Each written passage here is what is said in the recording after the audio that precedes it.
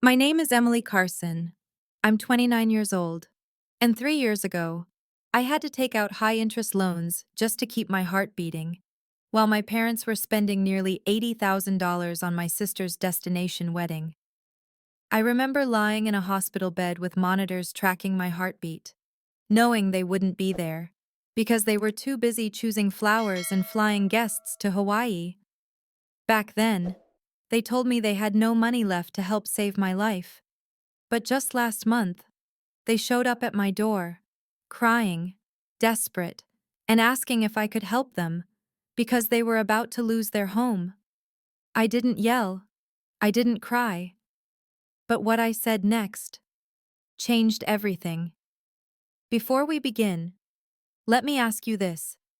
Have you ever had to choose your peace over the people who left you behind? If you've ever been the forgotten one, drop a comment. Tap like if you've survived in silence. And don't forget to subscribe for more stories where the quiet one finally speaks, because this story might feel a lot like yours. I was living in Madison, Wisconsin, and doing everything I could to keep my life together. I worked full-time as a freelance graphic designer, just barely covering rent, groceries, and the never-ending weight of student loans. I wasn't rich, but I was stable. At least, I thought I was. Then one afternoon, I fainted on my way back from the grocery store. Not a dizzy spell, not a stumble. My vision went black, and I hit the pavement before I could even register what was happening. A stranger called 911, and I woke up in the ER with monitors strapped to my chest and a cardiologist already scheduled to see me. That's when I heard the words that still echo in my head: hypertrophic cardiomyopathy. I remember staring at the doctor, trying to process the syllables like they were in another language. He said my heart muscle was too thick, growing in a way that made it harder for my heart to pump blood. And if it wasn't treated soon, it could stop beating altogether. He was calm, measured, but very clear this wasn't something I could put off. I had 6 weeks, maybe less, to get the surgery. Otherwise, there was a real possibility I could go into cardiac arrest at any moment. I sat in that chair frozen, nodding along like I understood. But inside, I was spiraling. Heart surgery. At 26. How was this my life? The procedure itself was called a septal myectomy. They would cut into my chest and remove part of the thickened heart muscle. The success rate was good. The doctor said he'd done dozens. But then he slid the cost breakdown across the table. And that's when everything blurred again. Even with insurance, I was on the hook for around $40,000. The deductible alone was high, and the surgery wasn't fully covered because of how specialized it was. There were co-pays, hospital fees, out-of-network complications. I didn't even understand half the terms they were throwing at me, but I understood the bottom line. I didn't have that kind of money. Who would? At 26, working gig to gig, paycheck to unpredictable paycheck. I remember walking home that night in a daze. I didn't eat dinner. I didn't sleep. I just sat on the edge of my bed, thinking over and over, what do I do now? And when I couldn't think of anything else, I picked up the phone and called the only people I thought might be able to help: my parents. I explained everything: what the diagnosis meant, how urgent it was, how the doctor said I could literally collapse and not wake up. My mom started crying. My dad took the phone, his voice low and serious. He said, "Of course we'll help. We'll figure it out." And I believed him. I believed both of them. I needed to, because in that moment, it felt like the only thing keeping me from falling apart completely was the belief that my family wouldn't let me die. And for a brief moment, I let myself exhale. I let myself believe that everything was going to be okay. I didn't know then that this was just the beginning. 2 days after that phone call, just as I was beginning to piece together a plan, organizing medical documents, researching hospital payment options, trying to wrap my mind around the phrase open heart surgery, My phone rang. It was Haley, my younger sister, calling with the kind of breathless excitement that usually only comes with a proposal. And I was right. She'd just gotten engaged to her boyfriend, Zach. I'd met him maybe 3 times. Polite guy. Nothing remarkable. She launched straight into her vision for the wedding. No pause. No breath. Just a flood of details. They were going to get married in December, only 10 weeks away. In Hawaii, on the same beach where they'd taken their first vacation together. She'd been dreaming about it for years. She said, she even had a Pinterest board labeled Haley plus Zach Forever in the sand. I smiled, said congratulations, even tried to sound excited. And in some small way, I was happy for her. Haley had always been the golden child, charming, energetic, the one who never had to ask twice for anything. If this wedding meant everything to her, then sure, I could support that. But as she gushed about floral arrangements and oceanfront backdrops, a small knot began to form in my stomach. It wasn't just the timing, it was the scale. Haley casually mentioned that the total cost of the wedding would be around $60,000. She expected Mom and Dad to cover most of it, just like they had for Lucas, our older brother, when he got married 2 years earlier. She wanted something just as beautiful, if not better. I was silent on the phone, quietly doing math I didn't want to be doing. $60,000 for a wedding, $40,000 for life-saving surgery. It didn't seem fair to compare the two. One was a party, the other was survival, but the comparison was beginning to form on its own. I reminded myself that my parents had promised to help me. I clung to that promise like it was a life raft. They're both public school teachers, never rich, but responsible. They'd been working for over 30 years, owned their home outright, and always seemed to have enough set aside for important things. I told myself they could handle both. They would handle both. The next Sunday, like always, I went to their house for dinner. A quiet ritual we'd kept up since I moved back to Madison after college. I brought a folder of paperwork with me, the hospital deposit forms, payment schedules, a copy of my diagnosis. I wasn't there to pressure them. I just needed to confirm things were still on track. But as soon as I brought up the surgery again, I felt it. The shift. My dad's face tightened. My mom couldn't look at me. And then came the words no child wants to hear, especially not when their life is on the line. We need to talk about something, my dad said. He explained, slowly, methodically, that they had already put down non-refundable deposits for Haley's wedding, the venue, the caterer, the photographer, flights and hotel rooms for our grandparents and extended family. It was all booked. Commitments had been made.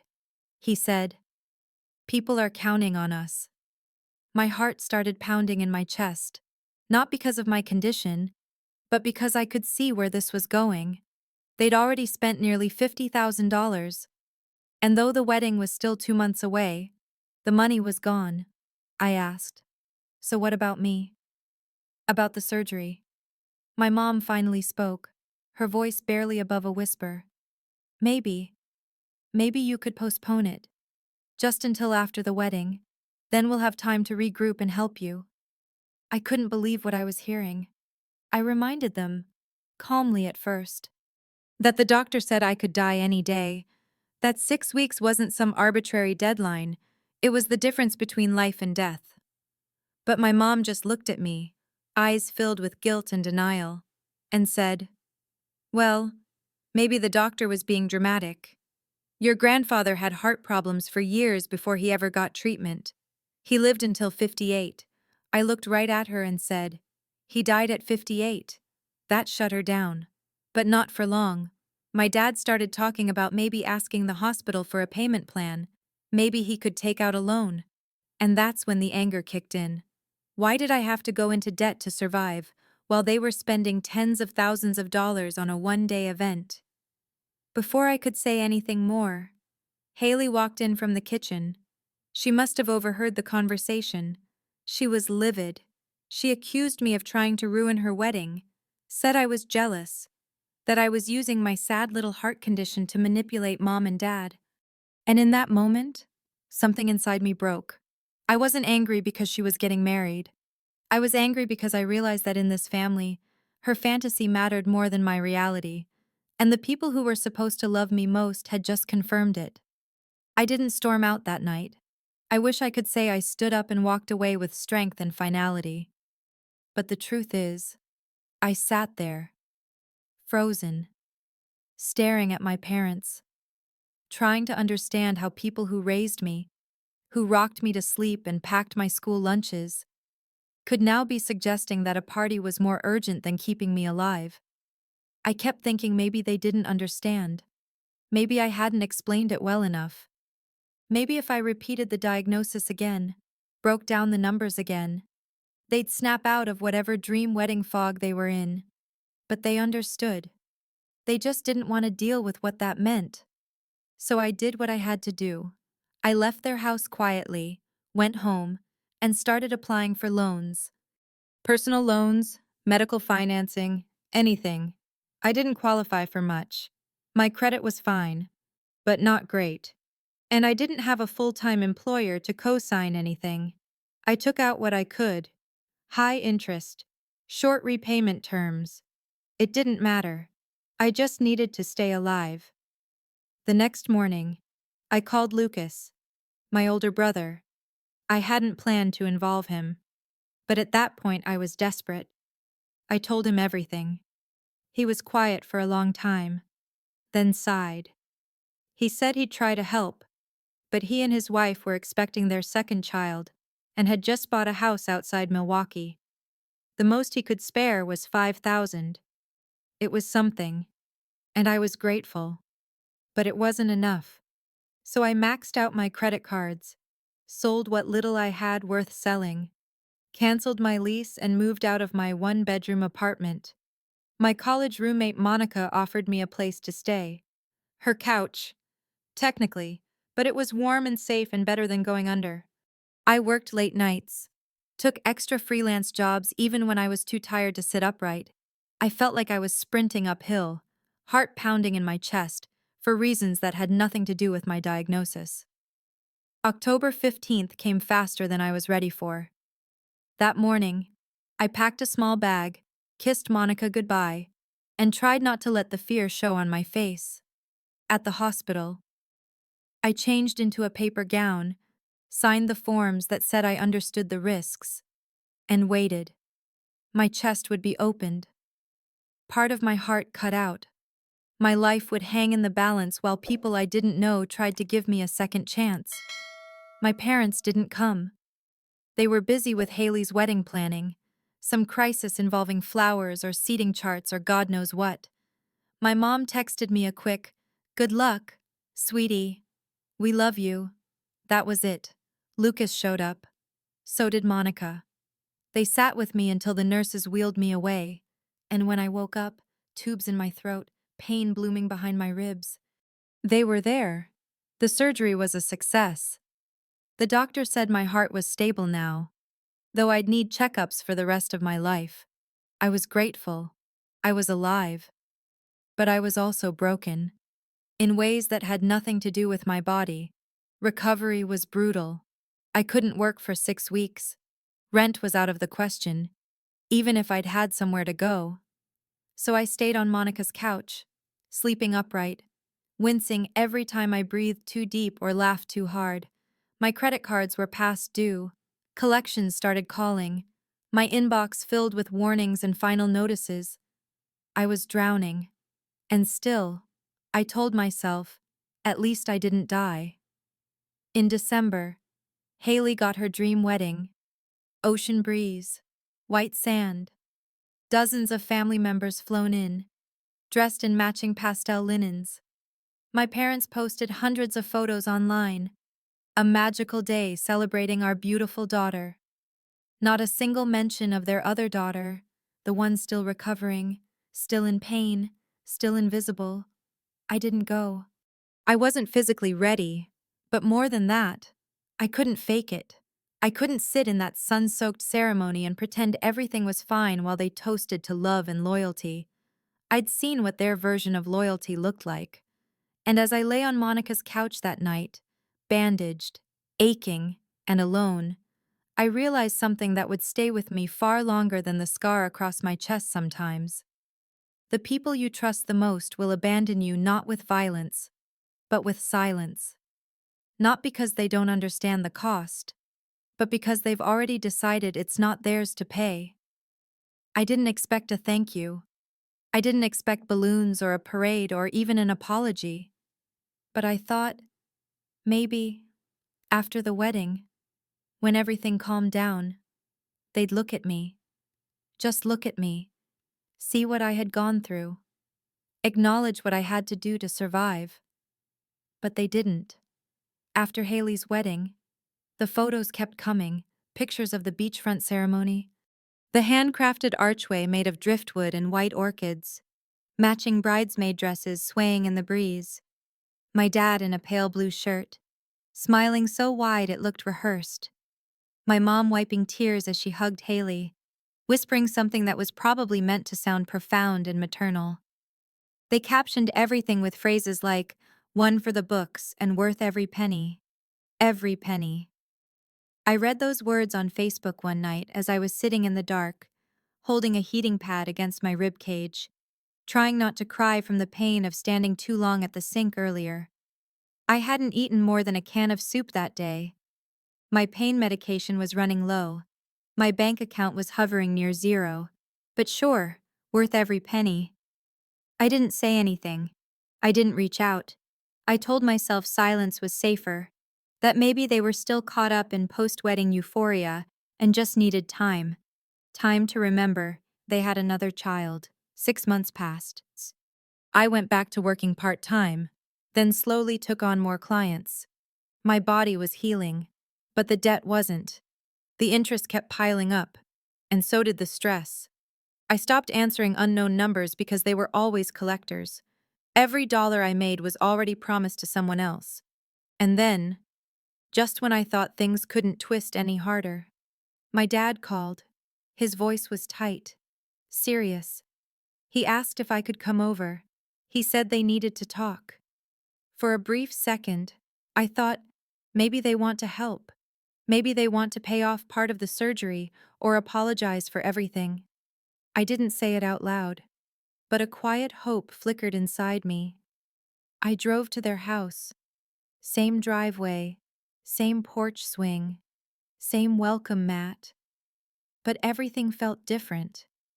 Inside, my parents sat at the kitchen table, papers spread out, faces drawn. My mom looked like she hadn't slept. My dad barely met my eyes. They told me the wedding had cost more than they expected. A lot more. Haley had added things, upgrades, extra guests, premium everything. The original $60,000 budget ballooned to nearly $80,000.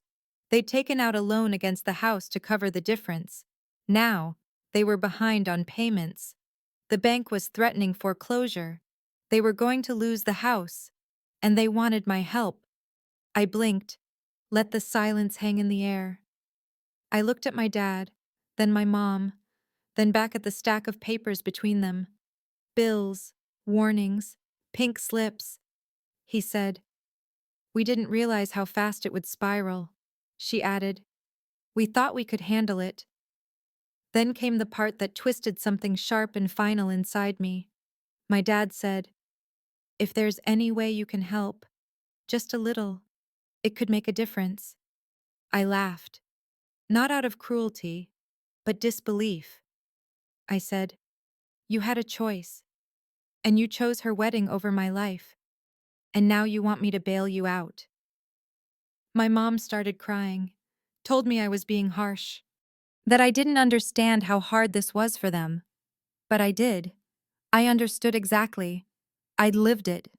I told them they'd made their bed, and now they had to sleep in it. My dad tried to say it was different, that they thought I'd be fine, that the surgery wasn't as urgent as I made it seem. I said, "The doctor said I could die." You heard him. What part of that was unclear? He had no answer. They lost the house a year later. Had to move into my Uncle Dennis's basement. My dad started driving for a delivery app. My mom cleaned houses on weekends. Haley and Zach moved to Indiana. No calls, no visits. And me. I was still paying off my medical debt, still repairing the credit they left me to destroy. There are consequences to every choice. And they had finally met theirs. I didn't celebrate when they lost the house. There was no satisfaction, no moment of revenge that felt worth the price I had already paid. What I felt, mostly, was tired. A kind of exhaustion that didn't come from the body. It came from watching the people who raised you burn everything down and still expect you to hold the hose. They moved into Uncle Dennis's basement. He and his wife never liked my parents much, but they let them stay because, as Uncle Dennis put it, family's family, even when they're reckless. But the tension didn't take long to settle in. My mom complained about the lack of privacy. My dad mumbled about how tight money had become. They worked long hours, delivering food, scrubbing bathrooms, living a version of life they once thought they were above. And still, they never said I'm sorry. Not really. I continued on quietly, slowly. Therapy once a week, monthly check-ins with my cardiologist. The financial hole was deep, but I was climbing. Every small victory, paying off a card, securing a long-term client, felt like a brick in the wall I was building between who I had been and who I was trying to become. Then last week, there was a knock on my door. It was my mother. She stood there in a worn cardigan, tears already in her eyes before I even had a chance to speak. 62 years old, cheeks hollowed, shoulders hunched. Not the woman who once demanded perfection from me, but someone smaller, quieter, almost unfamiliar. She said they were about to be evicted again. Uncle Dennis's wife had given them a final deadline. They had nowhere else to go. They needed help. She needed me. And for a moment, I almost let her in. Because it's instinct, right? You see your mother crying, and your body remembers being 6 years old with skinned knees and arms that reached down to lift you. But then another image appeared. I, hooked to monitors, was waiting for heart surgery. Alone. The echo of her voice saying, "Maybe you can postpone it." So I told her the truth. I can't help you. Not I won't. But I can't. Because I wasn't just protecting my bank account. I was protecting my peace. She cried harder. Said they'd made a mistake. That they didn't understand how serious it was. That they were scared now, and finally knew what it felt like to be abandoned. But I had already known that feeling. For years. She promised they'd pay me back. That they'd find a way. That this was just temporary. I asked her about the wedding. About what she told everyone. That they helped pay for my surgery. Her face changed. The tears didn't stop. But the panic turned into something else. Shame. Maybe. Or fear of being found out. She said she hadn't meant to lie. She just didn't want people thinking they were bad parents. But it wasn't a misunderstanding. My cousin Sylvia had told me they bragged about it. That they accepted praise. That they smiled and said things like, "It was hard, but we'd do anything for our daughter." And I broke, exhausted, healing on someone else's couch, had to carry their lie while they collected applause. So I reminded her of that. And I said, "This may be your emergency, but it's not mine." She stared at me, then muttered something about me being just like my grandfather, stubborn, unforgiving. And then she turned and walked away. And I closed the door.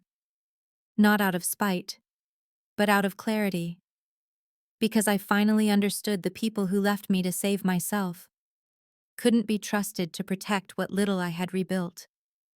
And that door, it stayed closed. After I closed the door on my mother, I stood there in the hallway for a long time, listening to the quiet. My heart was steady. My hands didn't shake. But the weight in my chest wasn't something surgery could fix. There's a different kind of pain when the people who raised you keep showing you, over and over again, that when it truly mattered, they looked away. I was still healing, physically and financially. My scar was red and raised, pulling every time I moved too quickly. My credit cards were maxed out. I was living one invoice at a time, trying to claw my way back to zero. Monica, still letting me sleep on her couch, would joke sometimes that I was the strongest weak person she'd ever met. It made us both laugh, because there was truth in it. I was learning to carry things no one should have to, while still being expected to smile like nothing was wrong. And then, December arrived. Haley's wedding. I didn't receive an invitation, not a text, not a call, nothing. Just silence, crisp and clear, like a message carved in ice. They knew I couldn't travel. They knew I was still recovering. But more than that, I think they knew I wouldn't come, and they were fine with it. The only invitation I received was unspoken. It came through Facebook, photo after photo, post after post. My parents were standing on a beach in Hawaii, surrounded by white chairs and palm trees, holding champagne flutes like they hadn't left their daughter alone on an operating table just weeks earlier. My mom wore pale pink, my dad wore a boutonniere, and the same grin I hadn't seen since before my diagnosis. Haley looked exactly like the Pinterest version of herself she always dreamed of. Her dress sparkled, her bouquet was enormous, and beneath one picture, of her hugging our dad, her face buried in his shoulder, the caption read, "So proud of our beautiful girl. A moment we'll never forget." I stared at that sentence for a long time, not just because of what it said, but because of what it didn't. There was no mention of me, no sign that just 8 weeks earlier, I was cut open to keep my heart from killing me. No trace that they had another daughter, one who had fought to survive while they were ordering flower arrangements and tasting cake samples. I thought about commenting something, just one sentence. "While you were toasting her, I was learning to breathe again." But I didn't. I knew it wouldn't land. People see what they want to see, and my family had made it clear what they wanted to show the world. They chose the story that looked good in pictures. They chose her. And I didn't go. Not because I couldn't, but because I wouldn't. I couldn't pretend everything was fine when nothing had been. I couldn't sit through speeches about love and loyalty when I knew firsthand what it felt like to be forgotten for the sake of someone else's spotlight. Instead, I stayed home in Madison, wrapped in a blanket on Monica's couch, watching snow drift against the window while sunlight bathed a beach 3,000 miles away.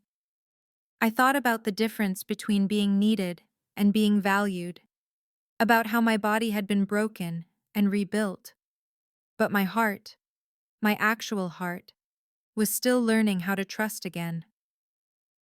That night, I scrolled through every wedding post, not because I cared about the decor or the dancing, but because I needed to see it all for what it was, a reminder. A final confirmation. Not every family splits in a dramatic explosion. Some unravel slowly, moment by moment, until one day you realize the thread connecting you is no longer strong enough to hold. And as painful as that realization is, it's also freeing. Because once you stop waiting to be seen by people who refuse to look, you can finally start seeing yourself. And that was the night I stopped wondering if they'd ever choose me. They already had, and they didn't. 6 months passed. Snow turned to rain, and rain to the soft green of early spring. Life didn't get easier, but it got quieter. My scar faded from angry red to a thin, silver line. I found a new apartment. Tiny, but mine. I worked when I could, rested when I had to, and for the first time in a long time, I felt like I was building something, however slowly, on my own terms. Then one afternoon, my phone rang. It was my dad. He sounded strained. like someone who'd practiced what to say but still couldn't quite find the right place to begin. He asked if I could come over, just to talk. I hesitated. I didn't owe them a visit, not after everything. But something in his voice, maybe the weight, maybe the silence that followed, made me say yes. When I arrived, I barely recognized the house. The yard was overgrown, the windows streaked with dust. Inside, the kitchen table, once always set with matching napkins and my mother's seasonal centerpieces, was covered in unopened mail and past due notices. They didn't offer me tea. They didn't ask how I'd been. My dad went straight to the point. They were in trouble. Real trouble. The wedding hadn't cost $50,000 like they originally said. It had spiraled to nearly 80. Flights for extended family, last-minute venue upgrades, a custom cake flown in from California. Haley had wanted what Lucas had, and more. And they had given it to her. They'd borrowed against their home, maxed out their savings, opened credit lines, all for one perfect day. Now the bills were due. They were months behind on payments. The bank had sent final notices. The word foreclosure was no longer a threat. It was a countdown. They looked tired, not just physically, but in their eyes. That kind of tired you can't fake. The kind that comes from watching the life you built unravel one misstep at a time. And then came the ask. They needed help. Even just a little. A short-term loan. A few $1,000s to keep the bank at bay. Something. Anything. To buy them time. I didn't respond right away. I looked at my mother. She couldn't meet my eyes. So I asked her a question. Did you ever tell anyone the truth? She knew what I meant. About the wedding. About the lie. Because I'd heard from Sylvia, my cousin. She called a few weeks after the wedding. Confused. She said she'd been told, by my parents, that they had helped pay for my surgery. That they'd sacrificed so much for me. And the wedding had been Haley's moment after a difficult year. I was stunned. While I was sleeping on Monica's couch, rationing painkillers and dodging debt collectors, my parents were telling the family they'd saved me, pretending to be heroes at a party I couldn't afford to attend. I reminded my mom of that lie. At first, she stayed quiet. Then she said she hadn't wanted to look like a bad parent, that she never meant for it to get so big, that she just wanted people to think they did the right thing. But you didn't. I said, you did the wrong thing, and then you lied about it. My dad started to speak, some excuse, some half-baked rationale, but I raised my hand to stop him. You told me there was no money. You told me to postpone life-saving surgery. You chose Haley's wedding. And now that the consequences are here, you want me to fix it. My mother cried. My father went quiet, and I realized something in that silence. They weren't asking for forgiveness. They were asking for a bailout. They didn't want to repair what they broke. They just wanted to avoid feeling the break. So I stood up, and I said, as gently as I could, this time, the cost isn't mine. Then I walked out, not angry, not bitter, just finished. Because if surviving taught me anything, it's this. Some debts are emotional, some are financial, and some you just don't owe. I thought walking out of that house would be the end of it. I thought maybe, just maybe, they would understand that no meant no, that silence wasn't a game, and boundaries weren't invitations to keep knocking. But my mother didn't let it go. 3 days after that conversation, my phone started ringing. Not just once, over and over. Aunts, uncles, cousins. People I hadn't spoken to in months were suddenly calling to tell me I was cruel, that I was ungrateful, that family helps family. One cousin left a voicemail telling me, if you let your parents end up on the street, you're no better than a stranger. At first, I was confused. Then I got angry. And then, Sylvia called. She didn't yell. She didn't judge. She just said, I heard what happened. I wanted to hear it from you. So I told her. Everything. The diagnosis. The cost. The silence. The wedding. The lie. She didn't interrupt. Didn't try to soften it. When I finished, she went quiet. Then she said something that made my stomach turn. I thought they did help with the surgery. That's what they told everyone at the wedding. They were getting so much sympathy. People were saying how amazing they were, how they sacrificed everything for you. My chest tightened, not just because of what they said, but because of what that meant. They hadn't just let me struggle. They had rewritten the story to make themselves look like saviors. While I was taking out high-interest loans and lying awake in pain, they were raising champagne glasses and collecting praise for something they didn't do. They took my survival and made it theirs. I called Lucas. He remembered something, too. A speech our mom gave at the reception, thanking everyone for their support during Emily's recovery. He hadn't thought much of it at the time. He was overwhelmed, expecting a baby, trying to stay neutral, but now, with the truth laid bare, he admitted it sounded suspicious. I sat on my apartment floor for a long time after that call, trying to breathe through the weight in my chest. This wasn't just about money anymore. This was about narrative, control, the kind of betrayal that doesn't bruise skin but rewrites memory, that quietly replaces what was with what makes other people comfortable. They didn't just abandon me, they erased me, then put themselves in my place. So when my mom showed up at the cafe where I was meeting a client, mascara running, voice shaking, asking for just 5 minutes, I didn't run. I walked outside with her. I let her speak. She said she was ashamed, that she regretted everything, that the lies had gotten away from her, and she didn't know how to take them back. I wanted to believe her. I wanted the tears to mean something. But then she said, we just want the family back together. We're desperate. Emily, please help us get through this. We'll pay you back. We just need a little more time. That's when I knew. She wasn't apologizing for me. She was pleading for herself. It wasn't about the past. It was about what I could still give. I told her I needed time. She said they didn't have time. That the eviction was happening next week. That I was being cold. That I was just like my grandfather. Hard. Closed off. Unforgiving. Then she walked away. And once again, I stood still. Because in her eyes, I hadn't survived. I'd betrayed them by remembering, by not playing along, by saying no, and meaning it. But I knew better now.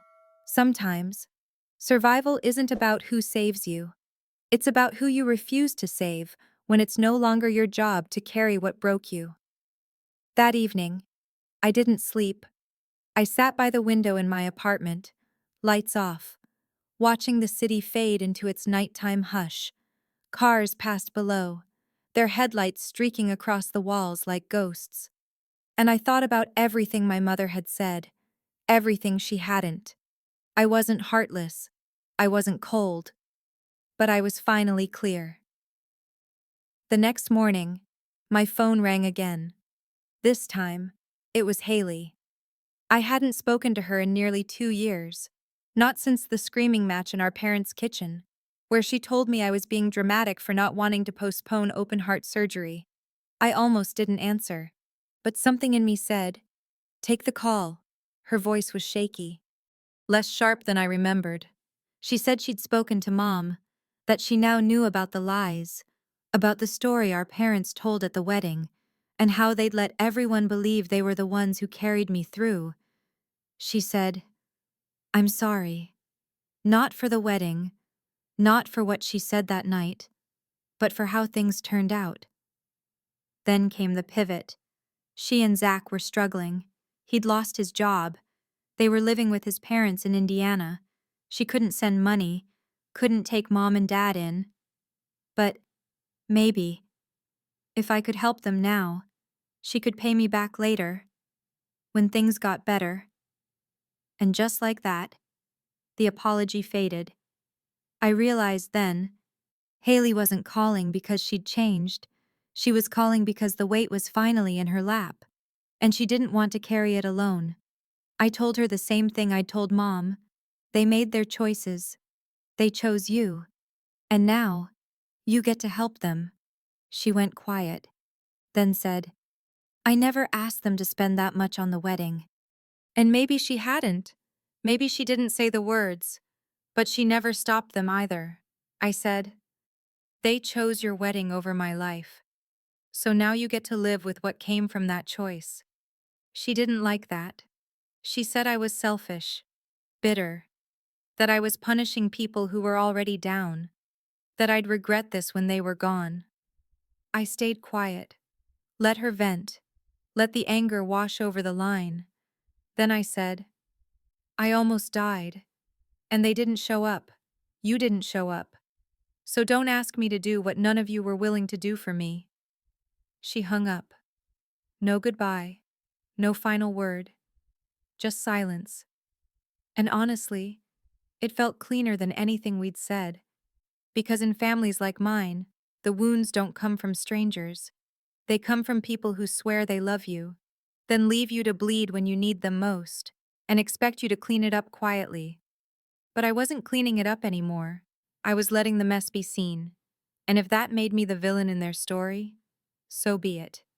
I'd rather be the villain with a beating heart than the daughter they pretended to protect while cutting me out of the picture.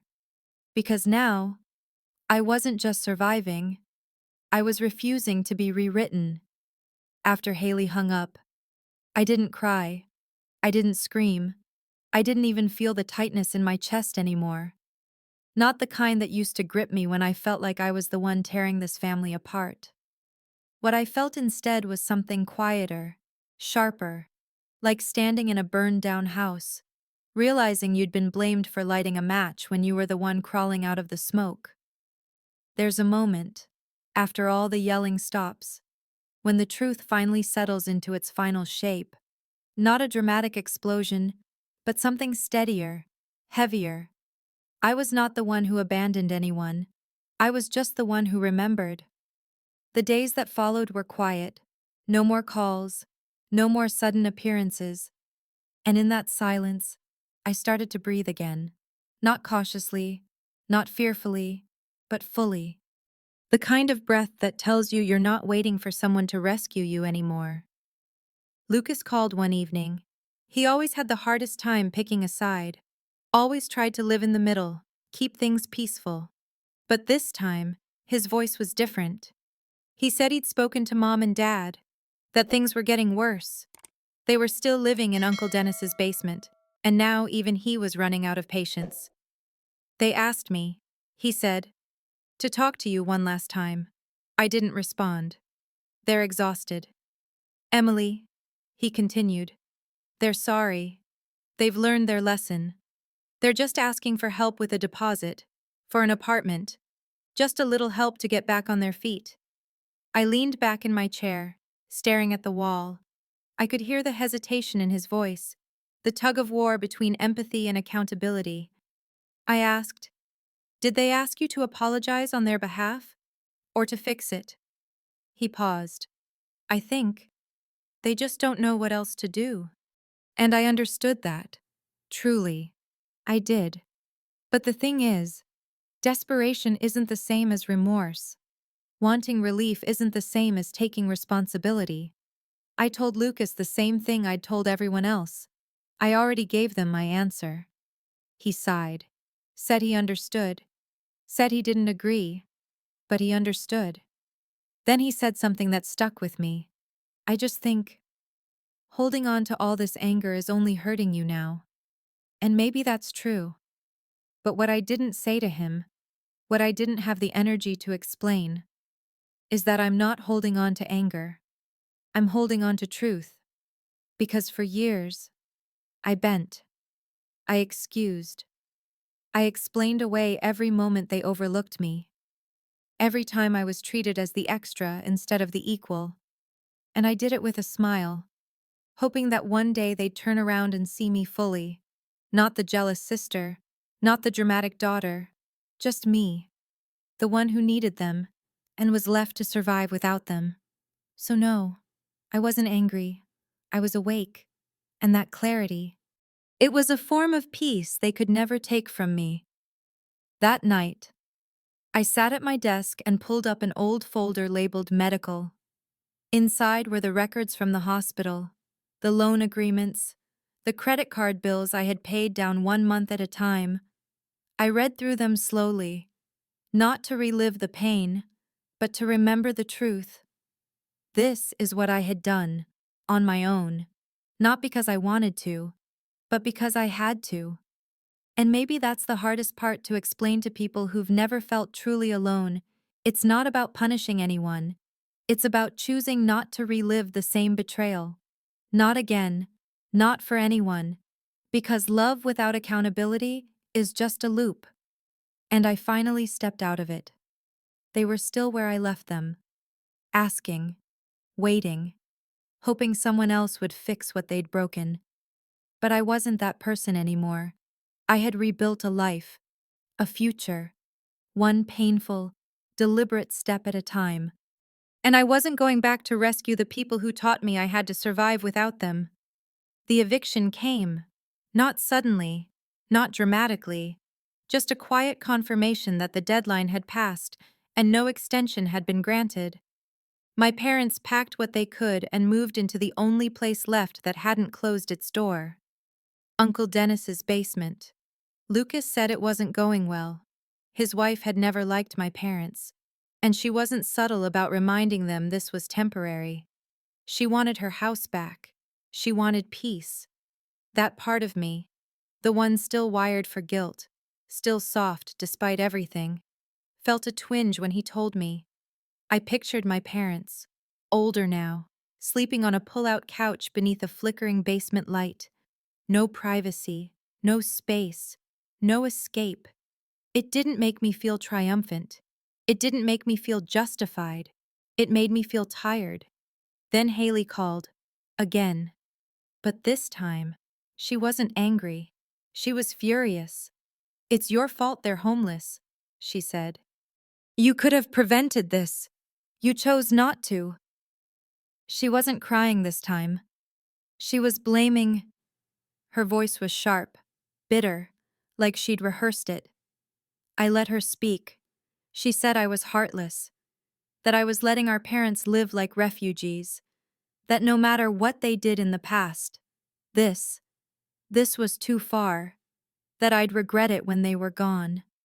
And I finally said what I'd been holding in since the day they left me alone in that hospital room.